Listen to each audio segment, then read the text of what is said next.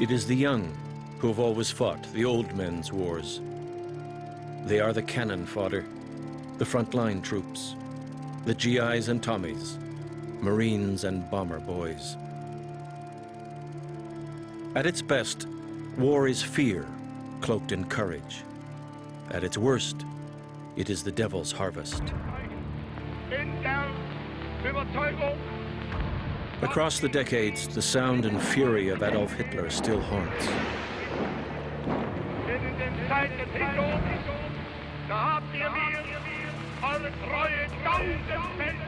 The Third Reich built the most powerful military the world had ever seen, and taught mankind a new and terrifying word: blitzkrieg.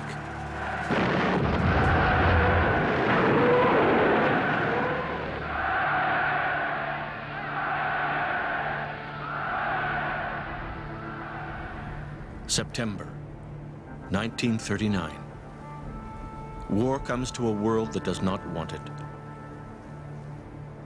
The Second World War was the most violent conflict in human history, and many of its bloody battles were fought in the air by men barely out of their teens. Us guys were just happened to be that age, and this is the way it was.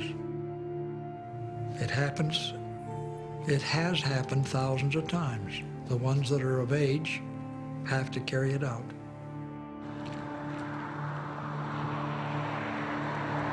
We pass them each day without remark. The bomber boys have now grown old, but once they were freedom's sons, snared in an evil and dangerous time. A debt is owed to this last great generation, which can never be repaid, but at least it should not be forgotten.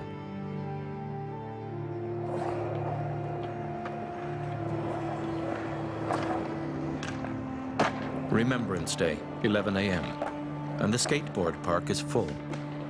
What year did World War II start? Oh, crap. I think I missed that class. Okay, who did Canada fight in World War II? Come on, you gotta know this. The Russians or something like that? Hitler or something like that? Do you know much about what Canada did during that period? We fought. I think we used some of our vehicles. My great-grandfather's in World War II. What did he do? I don't know. I don't know. The half-remembered grandfathers were the same age as these skater boys when they went to war.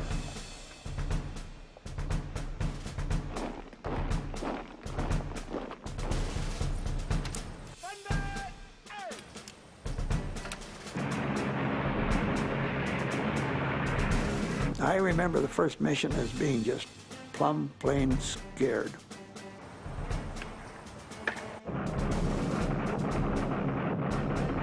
Bloody hell, we're just going to go through there. It's a goddamn wall of fire.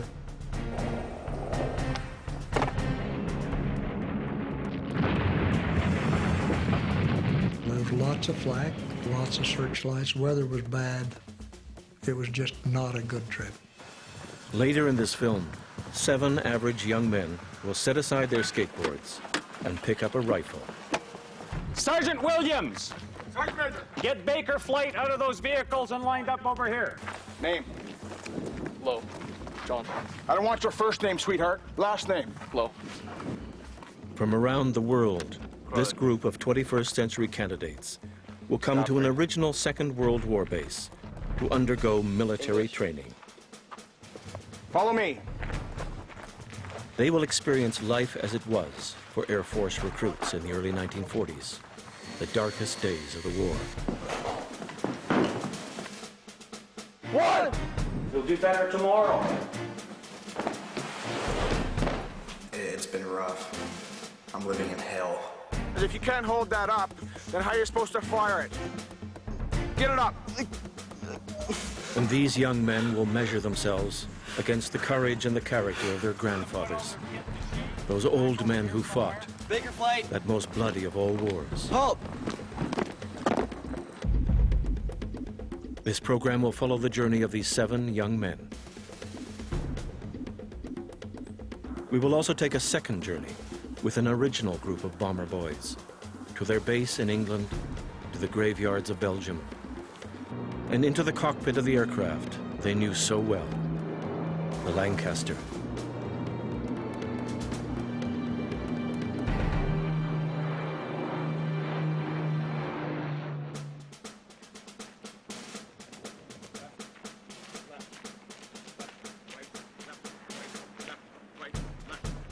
Day 1 in 1942.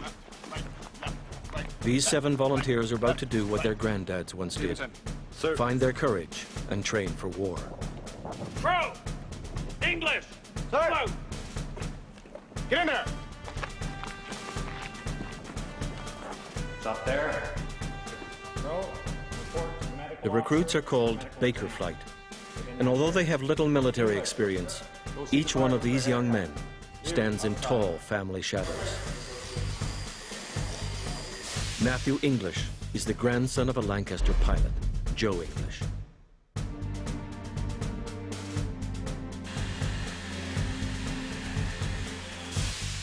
Chris Gottfried, from Olive Branch, Mississippi, is the grandson of Joe's navigator, Harvey Gottfried.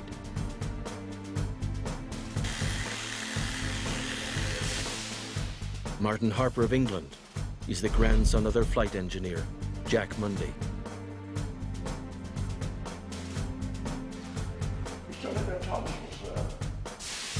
Daniel Crowe is from Australia.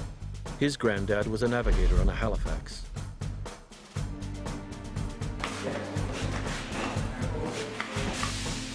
Robin Hillman descends from pilot William Campbell, who was killed just days before the end of the war.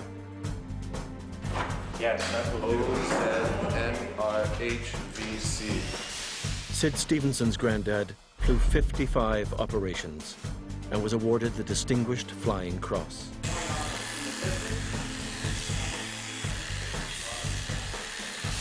And John Lowe is the grandson of a war hero, John Fraser, who flew with the famed 617 Squadron, the Dam Busters. There, now you're starting to look more like an airman instead of some shaggy Highland sheep. All of these young men grew up listening to war stories and wondering, could they do the same? You know, you sort of sit back and think, you know, bloody hell, they were hard times and they had no option but to do it, you know, and they'd done it, and I'm dead proud, dead proud. Can't imagine, like, especially me, I look really young for my age, and I couldn't, like if there's people looking as young as me going to war, just like, if I was looking the enemy in the face, it's shocking, it's really shocking. We're kids, basically, going off to serve for our country. Joe English is Matthew's grandfather. Joe is 19, the same age as Matthew is now, when he went to war. Joe learned to fly a Lancaster before he could drive a car.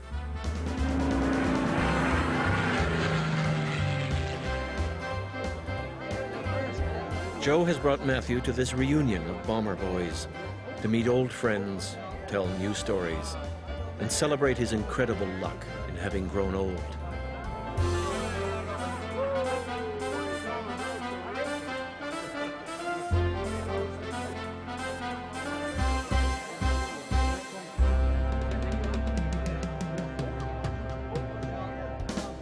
Joe was the skipper of Lancaster H for Howe, the lucky H, in 625 Squadron, one group. 6 members of Joe's crew of 7 are still alive, which is rare, as there are only a handful of surviving Lancaster crews anywhere.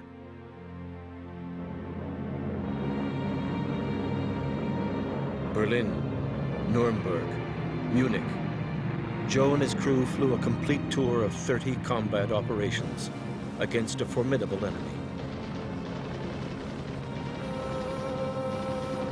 Early in the war, Allied bombers were no match for Luftwaffe fighters. For each 100 air crew in Bomber Command, only 24 survived their tour. We had a few bad trips, you know, scary trips. A lot of night fighters were around. We knew they were because they were knocking people down here and there and above us. And we had to be very careful about not getting a plane right up above us, so they'd drop bombs through our wings and that sort of thing. But it just went on like that, on and on. Harvey Gottfried was Joe's navigator. At 26, he was the old man of the crew. Well, I tried hard. I tried hard, you bet. I tell you what, I knew that if anything happened, it's not going to be my fault. I'm going to do my job. I'm going to do my job. And it's not going to be my fault if something happens. Ernie Crowe was their bomb aimer, a tough kid from an orphanage. Ernie was determined to fly. They said, you're qualified, except we can't accept you. I said, why not? He said, you only weigh 117 pounds. And he said, you really want to get in the Air Force? I said, well, I got to get in the Air Force. And he said, well, go on down the street there and go on into the restaurant and get a sandwich and drink about 5 or 6 glasses of water and come back and we'll see if we can weigh you. I come back and I had gained a pound. Burke Thomas, who grew up on a tumbleweed ranch, covered their backs from the mid-upper gun turret. Our gunnery leader used to tell us frequently to never talk over a close call. Forget it, because there's going to be another one the next night. So just if you have a close call, don't hash it over and so on. And we didn't.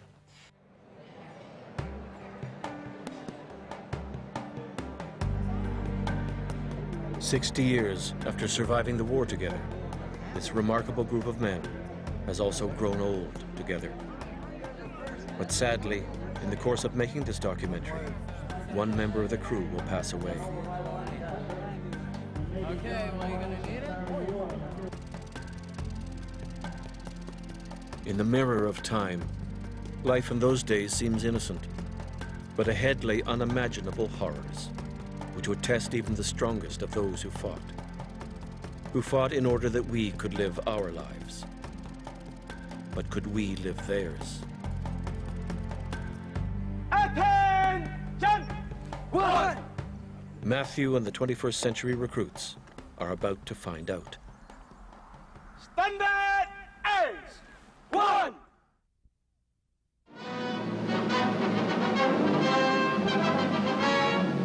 Three years ago in Ottawa, Canada, these men brought forth a plan that was to prove a decisive factor in winning the war. The idea, send young men from all parts of the Empire to Canada for Air Force training. And from Britain, from New Zealand, from Australia, from the plains and farms and cities of Canada, young men flocked to join the RCAF. Canada became the Empire's reservoir for trained airmen. Aircrew training was designed to create teams, not heroes. Most recruits dreamed of becoming pilots, but only about 1 in 3 achieved their goal. The rest went into other combat roles in the Air Force or became ground crew. But no matter where he ended up, every recruit began at the same place, beneath the merciless gaze of the drill sergeant. Simple directions, people. These are very, very simple directions. Remember what I said. This is day 1. First impressions are made on this day. Make a good one. Move! And this one corporal, he really rimmed us out. And he said, where do you think you are, home or some other dirty old rotten hole? And that became a saying around our outfit, where do you think you are? And this is the way it was for all during basic training. It was like that, but you get so, it doesn't bother you. You have 2 minutes from the time that I leave the room. When I come back in, you'll be standing in those shorts. Your jeans and your socks will be on the shelf behind you. You'll be in nothing but what you're wearing now. The boxer shorts, bare feet.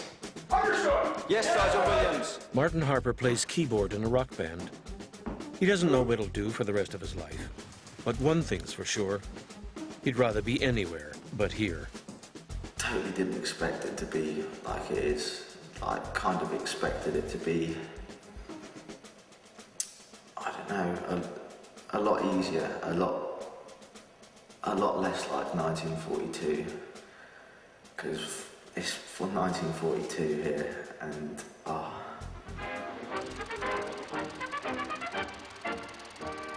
They arrived by the tens of thousands. Young men came to Canada from around the world, to the camps of the British Commonwealth Air Training Plan, the BCATP. Owen Fauvel was a flight instructor at one of these camps in 1944. He shot this rare film, which has never before been broadcast. Every day was a new adventure. It was a new accomplishment. Everything you did was something either you hadn't been done before, you'd only just been shown. It was upbeat. And I suppose most of us were doing what we really wanted to do. Early in the war, the Allies needed aircrew, and needed them fast.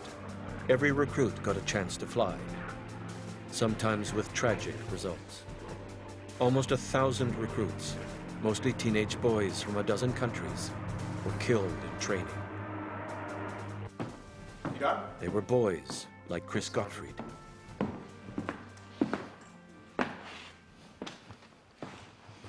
Pull him up more. Pull the pants more. I didn't know anything and nobody else knew anything. We were all just running around and we kept getting yelled at right in our face. It was just constant yelling right in our face. It was hell. Drive your body.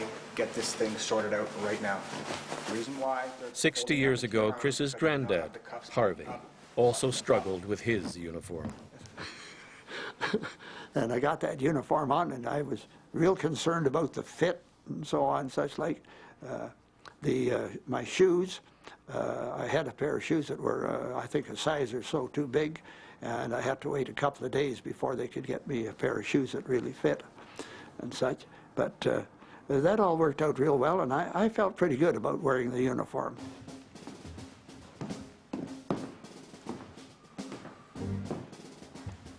When I direct an individual to do something, they do it immediately.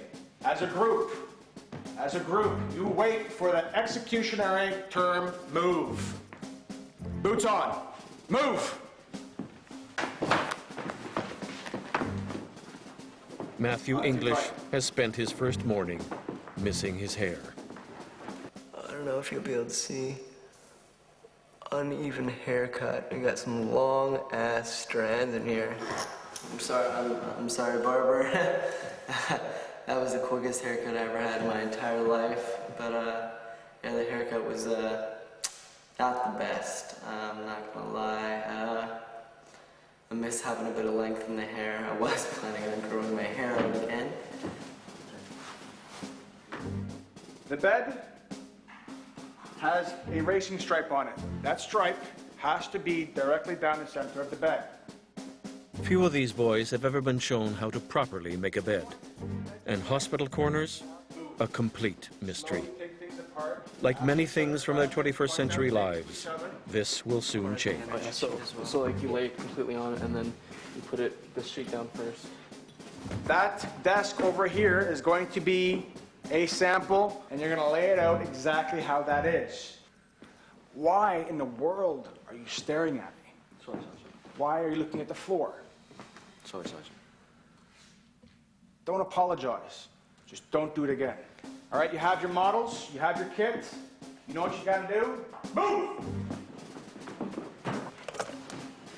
Just trying to get everything right and just answer things correctly. I'm failing at the moment, I think, but there's room for improvement, definitely.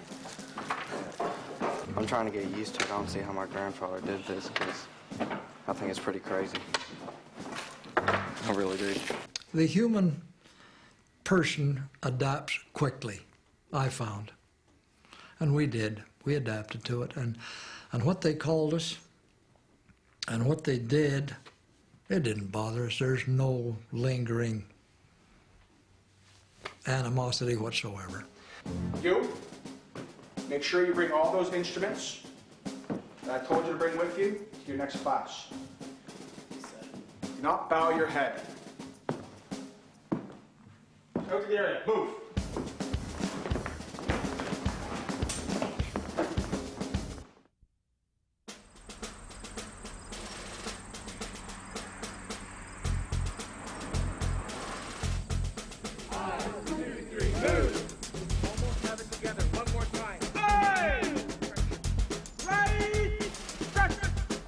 Some things in the military never change. The food is bad, the pay worse, and the drill square worst of all. Drill came very easy for me, but some of them had a real hard time. In fact, one poor guy, I feel sorry for him yet. He just couldn't march. He didn't know his left foot from his right foot, and I think it bothered all of us. But he passed. Daniel Crowe is from Australia. At 26, he's the oldest member of Baker Flight. We know that after 3.5 weeks or so, we're going to see our wives and girlfriends and family again, and we're not going to die by being shot down in a Lancaster. We're going to fly back on a 747 or whatever, and be welcomed home with open arms, with people who look exactly the same and have only had 3 weeks of their lives without us. Right, dress. 1, 2, 2, 3, eyes, 2, 3, move. Your head doesn't move. Eyes, front, 1. At 17, Sid Stevenson is the youngest recruit. He's a prairie farm boy who sings in the village choir. I miss home, and plus I'm missing the harvest at my place right now. So, being here, that is. So that's too bad. Yeah, I miss my family. Yeah. Better get to bed. Attention! 1. Stand at A's. 1. Bring your leg up. Bring your leg up. Everybody, left leg up. Now. Up. Up. There was always someone that was out of step or out of sorts or out of line or some such thing, and there was a lot of hollering going on. But as long as they weren't hollering at me, I felt pretty good. You might think of this as drill and something you just got to get over, but no, this is a step of calibration. If you can't pass this part, you may as well just leave. This is an instrument that we need to operate equipment that kill people. For the bomber boys of Baker Flight, this is their first day on the drill square. During their granddad's war, recruits practiced for months, and it was time well spent. Drilling builds teamwork. It also teaches recruits to react without thinking. And in war, quick reactions save lives. And he said, okay, right turn, in line, quick march. And he started left, right, left, right, left, right, left, right, left, right, left, right. Left, right, left, right, left, right, left, left. We were a very good crew, and we were a very coordinated group, about 25, 30 guys, I forget how many. In rows of 3, we'd be doing some pretty fancy marching, slant marching, going this way and straightening out and all that. Left, right, left, right. Aircrew training lasted about 2 years. When it was over, most recruits were posted to Europe. Harry Schmuck was 19 when he said goodbye to his family and left for war. Guess what, Mom? I'm going to be an air gunner. She said, what's that? And I said, it's a great job. You just sit in the plane and the pilot flies you all over. You don't have to walk anywhere, I didn't tell her that in 1943, the life expectancy of an air gunner was 3 minutes in combat. And Lancaster pilot Reg Paterson had just turned 20 when he was sent overseas. You never thought you were going to die. No one ever did. I don't think, anyway. Most of the guys figured they were immune to that sort of thing. But you knew better, Chris, later on, when the guy in the next bed wasn't there the next morning. And now our turn is coming. If we don't let down, we have stood up to the enemy. We can strike back. Harder, longer. Now it's our turn. To choose when and where we strike. And when we do, watch out.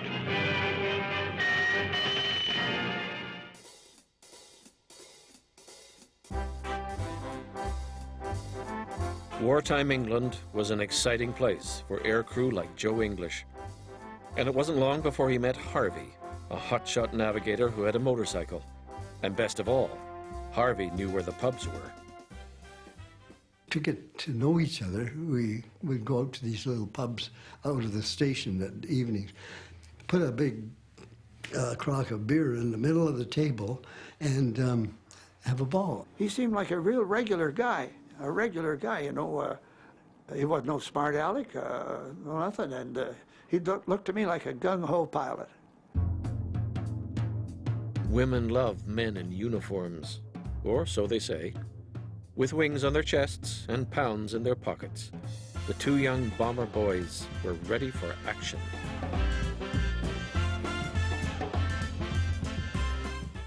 Personal hygiene.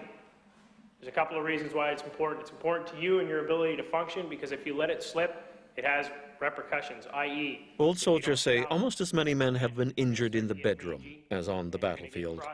And the Safe Sex Campaign 1940 style had just one message: don't. The title of the film is Very Dangerous. It can be also termed VD, or venereal disease, and it could be debilitating to you. So my advice is keep it in your pants.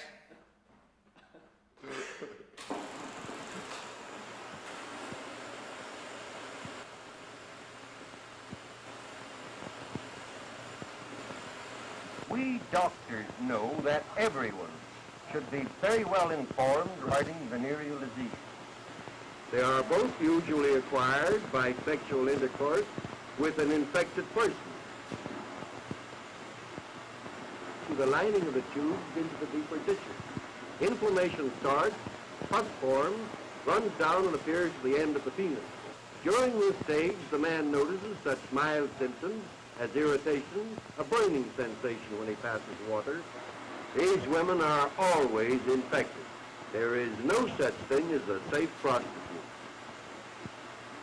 Remember then, beware of pickups. Beware of prostitutes. So there you have it, gentlemen. Beware of pickups, beware of prostitutes. All right? Keep it in your pants or take care of business yourselves.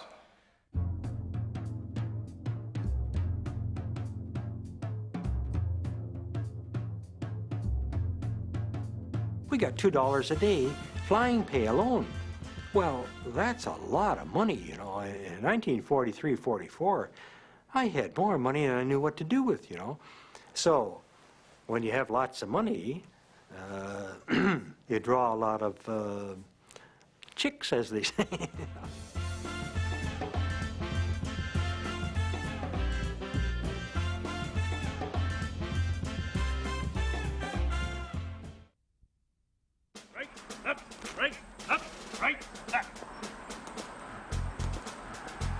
BCATP recruits were told they were the best and the brightest. In their blue uniforms and stylish wedge caps, they symbolized a new type of soldier, the air warrior. Every candidate dreamed of wearing the coveted wings, but to earn them took hard work and ability. Right, sit down.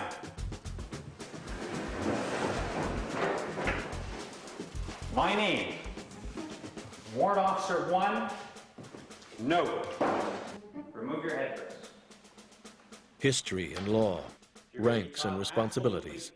Recruits averaged 45 hours of classes a week. If you're not prepared for this challenge, gentlemen, the course is young. You don't want to learn? There's the door. Don't waste our time and don't waste your time. Is that clear? Yes, sir! I can't hear you. Yes, sir! I worried a little bit about having the passing grades in order to get through this the schooling that they're giving me. I really have to work hard at my studies because I had been so far behind. You know, I didn't have the algebra or the trig and so on. So I'll put 3/4 engines. An essential class was aircraft recognition. Knowing friend from foe often meant the difference between life and death. The Lancaster may also be confused with other 4-engine bombers. These 7 represent the most prominent types in the world. Let's whip them around to see if you can pick the Lancaster. Come on, make up your mind. It's in the middle. When you see a Lancaster on the wing, it's a friend. So praise the Lord and save your ammunition. Aircrew recruits were taught 3 basic rules for staying alive. Work as a team, know your enemy, and expect the unexpected. Stand up! Sit down. Bomber Command flew mostly at night in streams of hundreds of aircraft, and concentration was crucial. Searchlights were bad, flak worse, but everyone feared the German night fighters as they stalked the bomber crews without mercy. They wanted to get underneath us because they were mounted a whole bunch of 20mm cannons that were firing straight up out of the plane, not ahead of the plane, but they would try to go underneath you, and they would give you a burst, 20 or 50 rounds of ammunition, trying to come up to go through your plane to hit any of the bombs that were on you.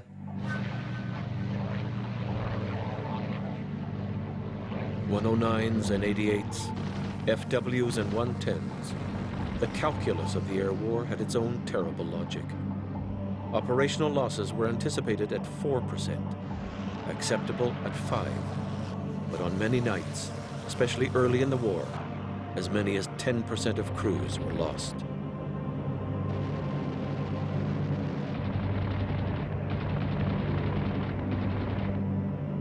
The Army really didn't get into the fight until '43. It's the Air Force that's kind of bearing the brunt of casualties. But I suspected at the time this was seen as, this is a horrible phrase, but the cost of doing business.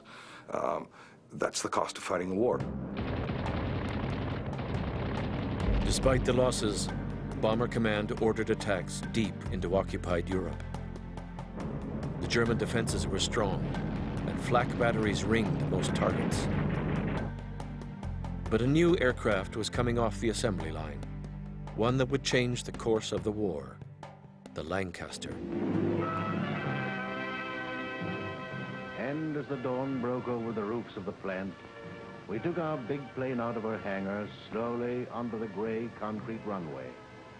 Remember, this was to be our last contact with her. To us, she was a living thing. The propaganda machine called it the shining sword of victory. Those who flew one called the Lancaster their best hope for staying alive. It was a beautiful aircraft to fly. It flew, it responded quickly, it took a lot of punishment, and it carried an enormous amount of bombs. I think it even, you see, our normal load is about 14,000 pounds worth of bombs, and you need about 3 B-17s. Flying fortresses to carry what one Lancaster could carry, and of course it could carry up to 22,000 pounds. I think it even surprised the designer. You never worried about the Lanc letting you down.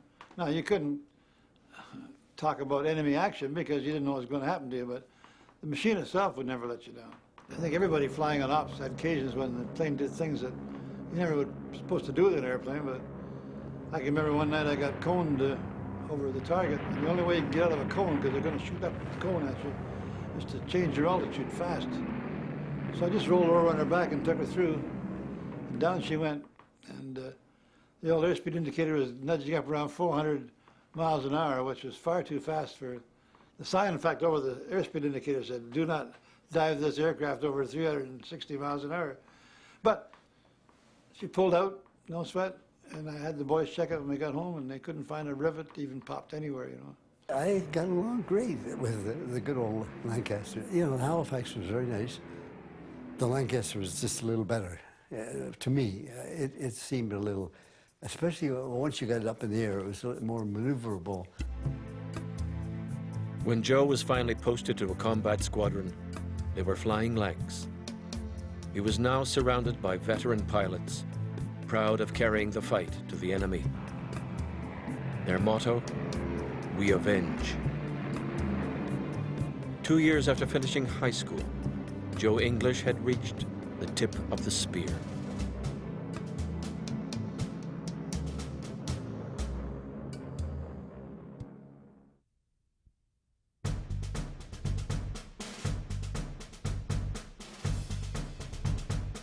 Bomber Command had an unusual way of selecting flight crews. In the American Air Force, you were assigned to a crew. But here, you did it sort of on a voluntary basis. They put us in a great big room. I think it was a hangar. And all of these guys would just wander around. And the pilot would be saying, I'm looking for a navigator, you know. I'm looking for a wireless operator. I'm looking for a bomb aimer, you know. And then all of a sudden, he says, I'm looking for some gunners. And he would wander around, and the next thing you know, everybody was crewed up. Harry Schmuck was a 19-year-old mid-upper gunner on a Halifax who became a priest after the war. He flew 28 combat missions with the same crew. There was something behind this. We never said anything about it, but we knew that once we got to the squadron, we're going to live together, or we're going to die together, or we're going to end up in a POW camp. And that was what behind some of this bonding, you know. The Lucky H crew met while Joe and Harvey Gottfried were waiting for tea at the mobile canteen called the Naffy Wagon. George Stowe and I was in the lineup for the Naffy Wagon, and just in front of us was two Canadians. I found these two tall air gunners standing by themselves and looking kind of lonely way at the back, not knowing what to do, and I didn't really know much, but we had to approach somebody. And I told this Joe, I says, well, I'm from Alberta, and he says, well, that's good, or something like that. And before we left the Naffy Wagon, the four of us was crewed up together. George Stowe, who the crew nicknamed Boris, was the rear gunner. George passed away a few years ago. Ernie Croteau was the next to join. A veteran bomb aimer, Ernie had seen a lot of combat and already knew what they were in for. I've got memories and whatnot, and there's some good, there's some laughable, and there's some that are really, really, you don't like to keep thinking about them. With Ernie on board, there were still 2 empty seats on Joe's Lank. These were filled by a couple of Englishmen, Jack Munday and Mike Chalk. The average Englishman is a fairly dignified fellow, and especially Mike. Mike was very concerned about going with a Canadian crew. He used to call us colonials anyway, just for fun, just to make us mad, you know. All these guys, I mean, they were the greatest guys I could have met. The greatest guys I could have met, yeah. The year was 1944, and the Lucky H had its crew. Yeah, we were a crew. It was great. Yeah, it was sort of real nice to know that you belonged.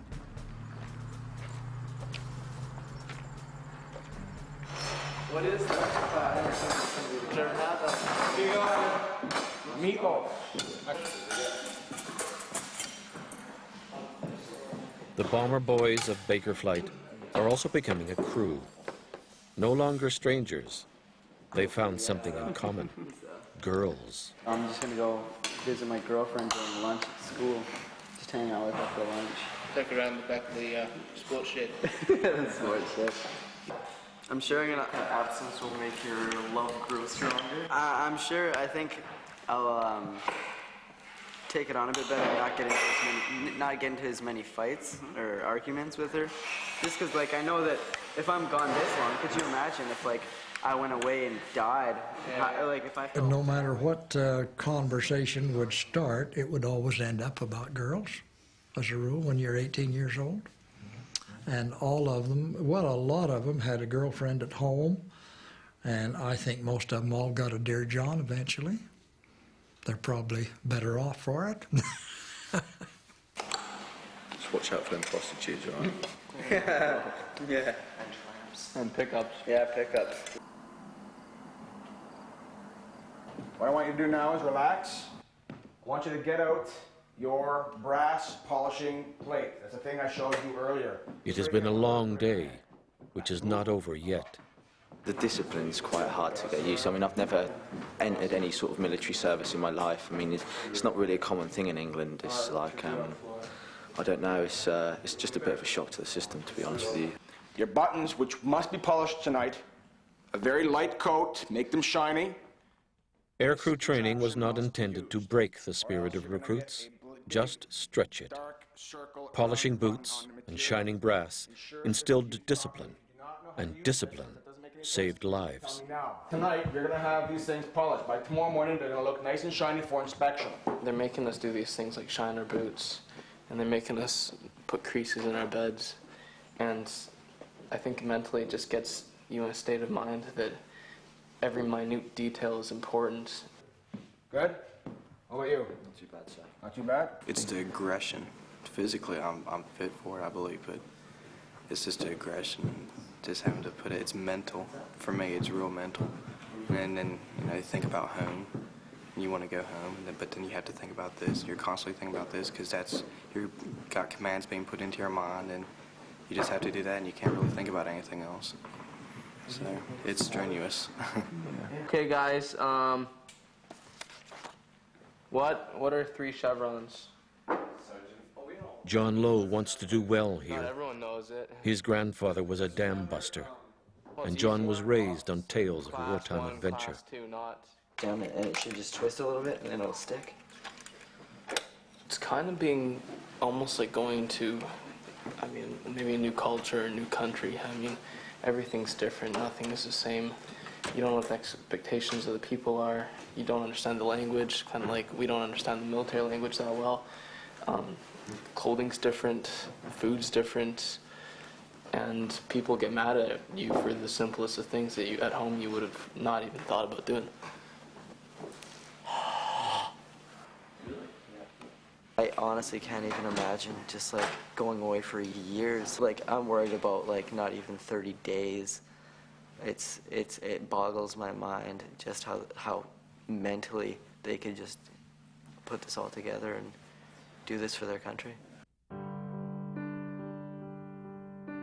60 years ago, another generation of young men sat on their beds and jumped when the sergeant barked.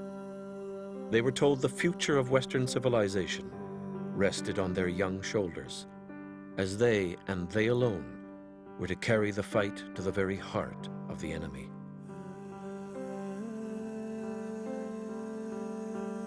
January 2nd, 1945. Joe English and the crew learn they are on the battle orders for that night. It will be their first combat operation. The Lucky H is filled with 1,700 gallons of petrol and 5 tons of bombs. It will join 521 other aircraft on a flight the crew will never forget. Their target, Nuremberg. I remember thinking to myself, boy, I'll never live through 29 more of these. I remember that.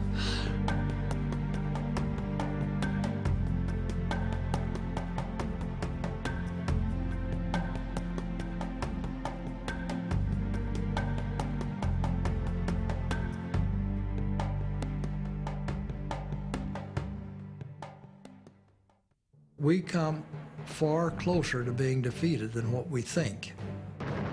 Next time on Bomber Boys, the shooting war begins. This guy trying to come around behind you, but he's got to get his guns in front of you, not behind you. And then you'd go this way, and he'd be up here, you see.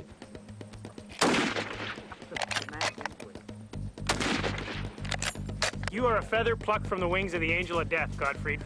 Left, right, Baker Flight left, gets a right, taste left. of old-time discipline. Left, right, left, right, left. Left, right, left, right, left, right, left. And the strain of military life begins to take its toll.